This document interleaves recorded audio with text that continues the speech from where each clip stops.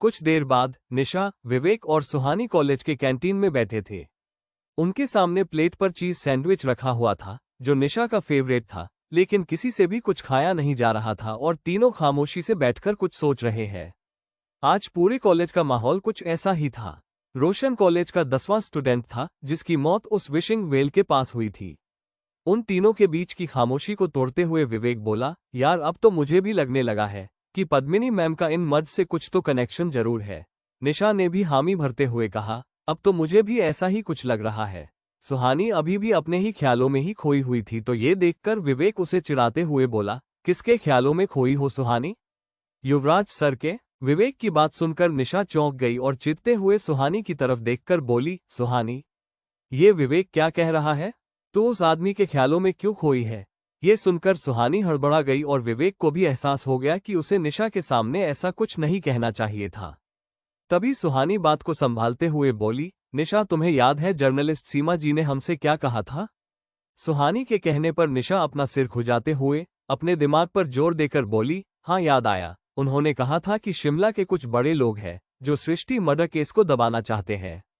ये सुनकर विवेक लगभग चीखते हुए बोला, क्या सृष्टि का मर्डर हुआ था? ये सुनते ही सुहानी और निशा ने उसे धीरे बोलने का इशारा किया तो विवेक चुप होकर आसपास बैठे लोगों को देखने लगा। तभी सुहानी बात को आगे बढ़ाते हुए निशा से बोली, निशा, सीमा जी जब उन लोगों का नाम बता रही थी तो उन्होंने केवल एक वर्ड कहा था और तभी उनकी तबीयत खराब हो गई थी। तुम्हें याद है उन्होंने क्या कहा था?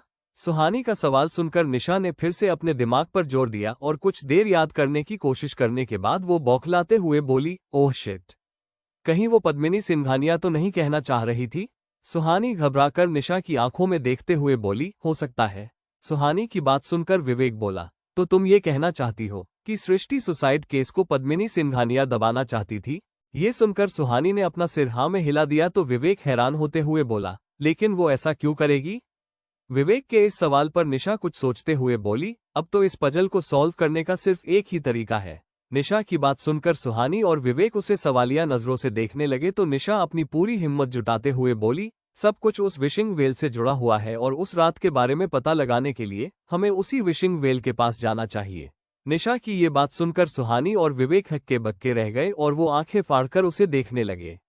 डर के मारे विवेक के माथे पर पसीना आने लगा और वो हकलाते हुए बोला, तुम लोग पागल हो गई हो क्या? खुद तो मरना चाहती ही हो और हमें भी मारना चाहती हो। तुम्हें पता है ना, रात में जो कोई भी उस रास्ते पर जाता है वो जिंदा नहीं बचता।